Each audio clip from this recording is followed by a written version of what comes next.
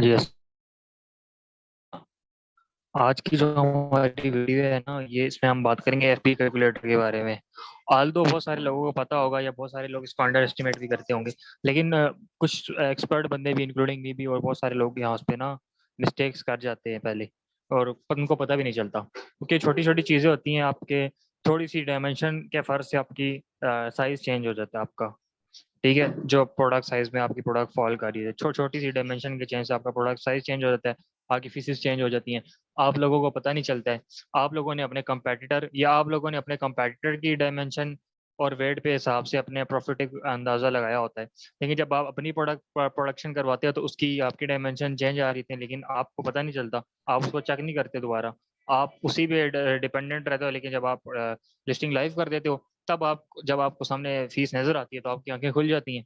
ठीक है, तो बेहतर है कि इन चीज़ों को पहले से ही आप आइडिया लगा लें, क्योंकि जो पूरी जो मेन गेम है ना, जो मैं अभी सीखा हूँ, वो है डाटा। डाटा एनालिसिस जितना ज़्यादा आपका अच्छा होगा, जितनी स्ट्रांग आपकी डाटा एनालिसिस स्किल होंगी ना, उतना ही अच्छा आप अमेजोन में कर सकते हो। मुश्किल चीज़ कुछ भी नहीं है। डाटा की बेस पे आपने डिसीजन लेने हैं, इंशाल्लाह बेहतर होगा। तो आज हम थोड़ा सा देखते हैं एफबीए कैलकुलेटर को किस तरह अच्छे तरीके से यूज़ किया जाए, utilise maximum profit and ROI. Profit ROI को साथ लेके चलना है आपने, ठीक है। अच्छा, मैंने यहाँ पे ना ये प्रोडक्ट निकाल लिए। अच्छा, ये इल्यूमिनाटी का साइन नहीं है, ये इल्यूमिनाटी का साइन नहीं है, ये ऐसे ही एक बंदा बना हुआ है, ठीक है।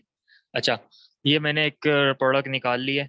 पाकिस्तानियों को पता नहीं चलता, किसी को भी कह देते हैं इल्यूमिनाटी के साथ काम कर रहे हैं। अच्छा, जॉक्स अपार्ट, ये कोई भी आपकी मिसाल के तौर पर आपने एक प्रोडक्ट सॉर्ट सेलेक्ट की, आपने हंटिंग की प्रोडक्ट सेलेक्ट की, आपने अपना डिजाइन सेलेक्ट कर लिया, आपने अपना मेन कंपटीटर सेलेक्ट कर लिया, जिसकी बेसिस पे आप एफबी कैलकुलेटर से अपनी प्रोडक्ट रेवेन्यू चेक करते हो, प्रॉफिटेबिलिटी एनालिसिस करते हो। तो इसका आपने एफबी कैलकुलेटर गूगल पे सर्च करने हैं जिस स्पेसिफिक कंट्री में आप काम कर रहे हो। तो मैंने अमेजोन एफबी कैलकुलेटर यूएस लिखोगे तो यूएस आ जाएगा, यूके लिखोगे तो यूके आ जाएगा, ऑस्ट्रेलिया लिखोगे तो ऑस्ट्रेलिया आ जाएगा, कनाडा यहाँ से आप सिलेक्ट कर सकते हो, ठीक है। तो कंट्री आपने लाजमी देख लेनी है, उसमें भी मैटर करता है। तो फिर उसके बाद आपने, अगर मैं आपको इसको रिफ्रेश करके दिखा दूँ, बल्कि इस तरह आ जाएगा आपके पास, ये ऑप्शन यूएस में है और ये बड़ा अच्छा ऑप्शन है। इसको मैं आपको एंड में बताता हूँ। ये आपके पास ये ऑप्शन आएगा, आपने मिसाल भाई एस कॉपी करके एस डाल दिया, एस यहाँ से कॉपी होगा, ये यूआरएल में गए, डबल क्लिक किया, कॉपी, कंट्रोल सी भी करके यहाँ पे कंट्रोल वी करते हो, जो हम असाइनमेंट्स में करते हैं पेपर्स में। अच्छा, अब आपने क्या करना है कि यहाँ पे अपनी कंपेटिटर की जो प्राइस है वो डाल देनी है। ये 54.95 की ये बेच रहे हैं, तो मैं ये डाल दूंगा। अब आपने इसके बाद क्या करना है, आपने तीन डिफरेंट प्राइजेस पे, तीन से चार डिफरेंट टारगेट लैंडिंग कॉस्ट रख के अपनी प्रॉफिटेबिलिटी कैलकुलेट करनी है। एक तो जो आपकी कंपेटिटर की ऑलरेडी जो सेलिंग प्राइस है ना, उस पे आप देख लो कि अगर मैं इसी प्राइस पे लॉन्च करता हूँ, उसी प्राइस ब्रैकेट में, तब मुझे किस नंबर पे कितना प्रॉफिट होगा। लैंडिंग कॉस्ट क्या होगी आपकी? लैंडिंग कॉस्ट वो कॉस्ट होती है जो आपको चाइना से शिप करने तक, प्रोडक्शन करवा के भिजवाने तक, अमेजोन के वेयर हाउस तक जो कॉस्ट पड़ती है ना आपको, प्रोडक्ट की सारे एक्सपेंसेस मिला के, वो आपकी कहलाती है लैंडिंग कॉस्ट, ठीक है। तो अब आप पे डिपेंड करता है आप उसमें क्या क्या चार्जेस ऐड करते हो। आप उसमें सिर्फ प्रोडक्ट सप्लायर के और फॉरवर्डर के चार्जेस ऐड करते हैं, उसमें आप इंस्पेक्शन के भी करके पर यूनिट के हिसाब से निकालते हो, वो आप पे डिपेंड करता है आप कितने एक्सपेंसेस, सारे एक्सपेंसेस उसमें ऐड करके अपने को जो कॉस्ट ऑफ प्रोडक्ट या लैंडिंग कॉस्ट कैलकुलेट करते हो। तो यहाँ पे आपने कुछ भी नहीं करना, इसको भी नहीं छेड़ना, इसको भी नहीं छेड़ना, इसको भी नहीं, इस सिर्फ आपने डायरेक्ट एक रफ एस्टिमेट लगा लेना अपने माइंड में, कुछ भी नहीं सोचना। बस ये सोचना कि यार मैं चेक कर लूं कि मैं अगर मेरी कितनी लैंडिंग कॉस्ट पे मुझे कितना प्रॉफिट पड़ेगा, और एक नंबर अपने माइंड में रख लो, 30% से नीचे मेरा 30% मेरा ब्रेक इवन है, इस प्राइस से नीचे मैं काम नहीं करूंगा। तो यहाँ पे मैंने जैसे डाल दिया, मैंने यहाँ पे मैं करता हूँ 6 मेरी लैंडिंग कॉस्ट है, ठीक है। 6 मेरी लैंडिंग कॉस्ट है, तो मुझे सारा कुछ यहाँ पे पता चल जाएगा। ये मेरा आ जाएगा लैंडिंग नेट प्रॉफिट, $35 मुझे प्रॉफिट हो रहा है। नेट मार्जिन मेरा आ जाएगा 64% मेरा मार्जिन आ जाएगा, ठीक है। ये मेरी सेलिंग प्राइस है, ये मुझे अमेजोन पे फीस चार्ज करेगा, ये मेरी फुलफिलमेंट फीस है, ये मेरी स्टोरेज फीस है, ये सेलर प्रोसीड होता है, इसका भी मैं आपको बता देता हूँ। अब आपने क्या करना है, आपने एक शीट बना लेनी अपने पास। ये मैंने शीट बनाई है आप लोगों को दिखाने के लिए। तो इसमें मैंने सारी चीज़ें ऐड कर ली। सबसे पहले मेरी लैंडिंग कॉस्ट क्या है, एफबीए फीस मुझे क्या पड़ रही है, सेलिंग ऑन अमेजोन फीस क्या पड़ रही है, ये मैंने सारा डाल दिया। उसके बाद प्रोडक्ट लिस्ट प्राइस हुआ जो मैंने अमेजोन पे लगाई हुई है, ये मेरी स्टोरेज कॉस्ट डाल दी। अब यहाँ पे मैंने नेट कॉस्ट डाली है। नेट कॉस्ट क्या होती है, जो आपकी टोटल फीस, ये जो लिस्ट प्राइस है ना, minus FBA fees, minus selling on Amazon fees, minus minus नहीं, प्रोडक्ट लिस्ट प्राइस है, selling on Amazon fees minus कर दो, ठीक है, minus FBA fees, minus storage cost, enter करोगे तो आपके पास नई नेट कॉस्ट आ जाएगी, और यहाँ पे भी आपकी नेट कॉस्ट यही आ रही है। तो ये मैंने इसको मैनुअली भी ऐड कर दिया, ठीक है। उसके बाद नेट प्रॉफिट किस तरह कैलकुलेट करने हैं, क्योंकि आपको सिर्फ पता भी तो होना चाहिए ना कैलकुलेशन किस तरह हो रही है, क्या आप मैनुअली भी कैलकुलेट कर सको। अच्छा, नेट प्रॉफिट किस तरह होता है, यहाँ पे आपको मैं पहले दिखा भी देता हूँ। ये आपका आ जाएगा नेट प्रॉफिट, इस पे लिखा हुआ है seller proceed minus cost of goods, ठीक है। जो कॉस्ट आपको पड़ी है एफबीए फीस सारा कुछ निकाल के ना, ये वाली, इसमें से आपको ये माइनस कर देना है। कौन सी कॉस्ट? लैंडिंग कॉस्ट, ठीक है। तो ये आपके पास आ जाएगा आपका नेट प्रॉफिट। इस तरह आरओआई किस तरह निकालनी है, ये आरओआई आ जाएगी। आरओआई किस तरह निकालनी है कि आपने इसको अपना जो नेट प्रॉफिट है उसको आपने डिवाइड कर देना, जो आपकी टोटल नेट कॉस्ट आपको आ रही है सारी फीसेस निकाल के। तो आपके पास आपका आरओआई आ जाएगा कि मुझे इतना प्रॉफिट मार्जिन, इतना मुझे आरओआई पड़ा है, ठीक है। 86% का आरओआई है। रिमार्क्स मैंने इसको दे दिया, अगर ये 80% से ऊपर है तो वेरी गुड दे दूंगा, 90% से ऊपर है तो वो दे दूंगा, एक्सीलेंट दे दूंगा। लेकिन प्रॉफिट मार्जिन 50% से ऊपर आ रहा है तो मैं यहाँ पे इसको एक्सीलेंट ही दूंगा, ठीक है।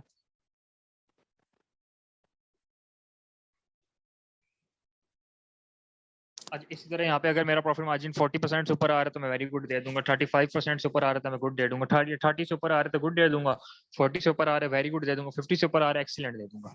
अब मेरे पास ये मेरी सबसे हाई प्राइस आई, क्योंकि अब यार आप इसमें 60 70 80% मार्जिन तो एक्सपेक्ट नहीं कर सकते, 50% फिर अचीवेबल है।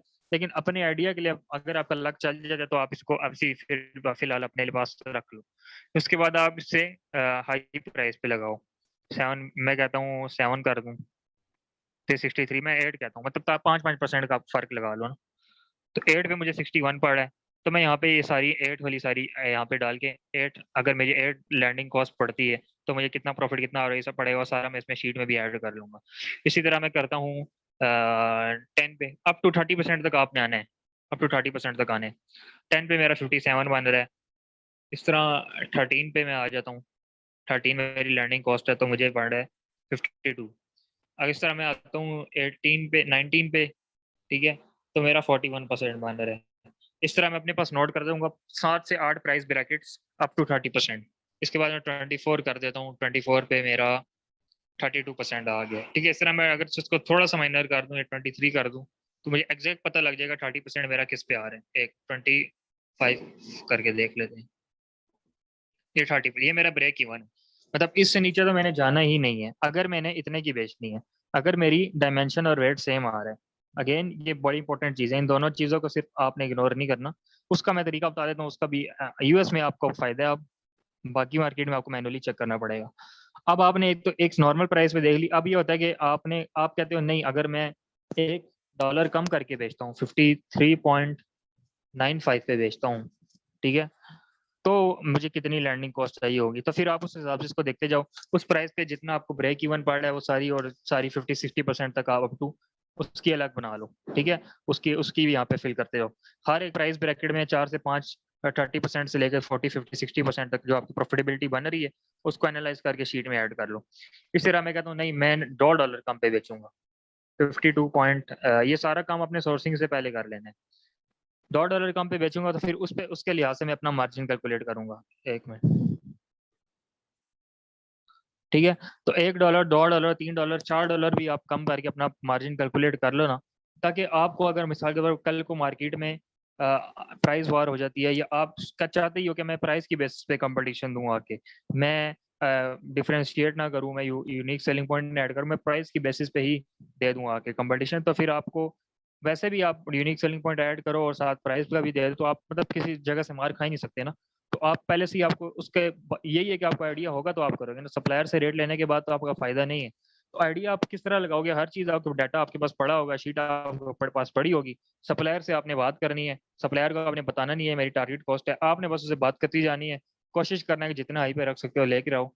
अब वो सोर्सिंग वाले सेशन में मैंने चीज एक्सप्लेन की हुई है, वो मैं सेशन अपलोड करूंगा तो आपको पता चल जाएगा, वो अलग बात है। लेकिन फिलहाल हमने ये देखना है कि नो योर नंबर्स। अच्छा, अब ये आखिरी चीज ये आपको पता चल गया, ये मैं शीट भी शेयर कर दूंगा अगर आपको चाहिए तो। फार्मूले लगे हुए हैं, बस यहाँ पे आप वैल्यू डालते हो, ये 5-6 वैल्यूज डालोगे ना यहाँ तक, आगे आपका सारी चीज कैलकुलेट हो जाएगी, ठीक है। और उसके बाद एक और चीज हम यहाँ पे देख लेते हैं। मिसाल के तौर पर आपने जो प्रोडक्ट मैन्युफैक्चर कराई है ना, उसकी डायमेंशन और वेट थोड़ा सा इससे डिफरेंट है, ठीक है। तो आपको किस तरह पता लगेगा कि आपको भी उतनी फीसेस पड़ेंगी अमेजोन की या नहीं, या उससे ज्यादा पड़ सकती हैं, थोड़ी पड़ सकती हैं? तो आप यूएस में आप क्या करोगे, आपको सप्लायर जो आपकी प्रोडक्ट देगा ना, आप उससे डायमेंशन ले लेना। मैं अभी कोई भी लेट्स सपोज डाल देता हूँ, ठीक है, और वेट में डाल देता हूँ 1 पाउंड। कैटेगरी आपने यहाँ से सिलेक्ट करनी होगी जो आपकी कैटेगरी बन रही है, ठीक है। तो ये आपको ना यहाँ पे आके बता देगा कि ये आपकी सेलिंग और अमेजोन फीस बन रही है, और इस पे आप अपनी टारगेट प्राइस भी लगा के देख लो। ये मेरी टारगेट 15 की मैं बेचूंगा, 3 मेरी लैंडिंग कॉस्ट है, ठीक है। अब आपको एग्जैक्ट फिगर्स पता चल जाएंगे, एग्जैक्ट फिगर जो आपको सप्लायर डायमेंशन और वेट दे रहा है प्रोडक्ट का, और उस पे आपको कितने चार्जेस पड़े हैं एफबीए पे, कितनी फीसेस पड़ी हैं, कितनी सेलिंग फीस पड़ी है, और आपने कितने की बेचोगे, और जो आप सप्लायर रेट है उस पे आपको ये आपकी एग्जैक्ट कैलकुलेशंस है, एग्जैक्ट कैलकुलेशंस। वो आपकी कंपेटिटर की बेसिस पे आपने लॉन्च करने से पहले, सोर्सिंग करने से पहले आपने एक एस्टीमेट लगाया था। तो अगर तो आपको उससे ज्यादा पड़ी है तब भी आपको पता चल जाएगा, उससे कम पड़ी है तब भी आपको पता चल जाएगा। ज्यादा पड़ी है तो आप थोड़ी सप्लायर से चेंजेस करवा लो, अगर तो बहुत ज्यादा डिफरेंस आ रहा है, कम पड़ी है तो बहुत अच्छी बात, ठीक है। क्योंकि मेरे साथ अभी यही हुआ था रिसेंटली, आपको बताता हूँ, यूएस की लॉन्च में कर रहा हूँ अभी। तो उसमें ये हुआ कि मैंने कंपेटिटर के लिहाज से कैलकुलेट करके अपना प्रॉफिट मार्जिन लगाया हुआ था। तो जब मैंने सप्लायर सैंपल भिजवाने से पहले सप्लायर से मैंने डायमेंशन ली, तो डायमेंशन को जब मैंने यहाँ पे आके देखा ना यूएस में ही, तो मेरा सारा वो मार्जिन ही नहीं बन रहा था उस पर, इतनी उसकी फीसिस ऊपर चली गई थी। मैंने फिर दोबारा नीचे एनालिसिस किया, डिजाइन चेंज किया, सिलेक्ट किया उसकी, मैंने वायबिलिटी का एनालिसिस किया, उसकी मार्केट में देखा इसकी डिमांड है या नहीं, सारा कुछ देखने के बाद मैंने वो डिजाइन डायमेंशन चेंज कराई, वेट भी चेंज कराया। उसके बाद सेम प्राइस पे मुझे 35 से 40% मार्जिन पड़ रहा है अभी, ठीक है। तो ये होता है इसका बड़ा बहुत ज्यादा डिफरेंस ये बना सकती है, इसलिए कहते हैं कि आप अपने कैलकुलेट कर लें चीजें। इसलिए मैंने जरूरी समझा कि इस पे भी आप लोगों को वीडियो बना के दिखाई जाए, न्यूबीज को भी और जो लोग ऑलरेडी बेच रहे हैं उनके लिए भी, क्योंकि ये चीज अभी आई है। तो ये चीज आप कुछ लोगों को पता होगा, कुछ लोगों को नहीं पता होगा। तो मेरा मकसद यही था कि आपको चीजें पता हो, क्योंकि छोटी छोटी गलतियों की वजह से ना बहुत बड़े बड़े नुकसान हो जाते हैं। तो हम बड़ी चीजों को तो देख लेते हैं, लेकिन छोटी चीजों को, माइनर चीजों को इग्नोर कर देते हैं। तो अपने नंबर्स का तो क्या कंक्लूड क्या करेंगे, समरी क्या होगी, नो योर नंबर्स, ठीक है। डाटा की बेस पे डिसीजन लेना है, और जो आपकी डायमेंशन है और वेट है उस पर कंप्रोमाइज नहीं करना, उसको हमेशा चेक कर लेना है, क्रॉस चेक कर लेना। अब यूके कनाडा में आपने क्या करना होगा, उसमें आपको ये नहीं मिलेगी बाकी मार्केट्स में। उसमें फिर आपको देखना पड़ेगा अमेजोन का चेक करके, जो अमेजोन की पॉलिसी क्या है, किस प्राइस ब्रैकेट में अगर आपकी प्रोडक्ट फॉल कर रही है तो कौन से स्टैंडर्ड में आएगी, लार्ज में आएगी, ओवर साइज में आएगी, तो आपको मैनुअली जाके चेक करना पड़ेगा, ठीक है। तो लेकिन यूएस के लिए आपको ये बेनिफिट है इसका, लेकिन अच्छा है, ठीक है ये। तो इसको एंड करते हैं सेशन को, और होप सो आपको वीडियो अच्छी लगी होगी। कोई क्वेश्चन हुआ तो आप पूछ लीजिएगा। थैंक यू, अल्लाह हाफिज़।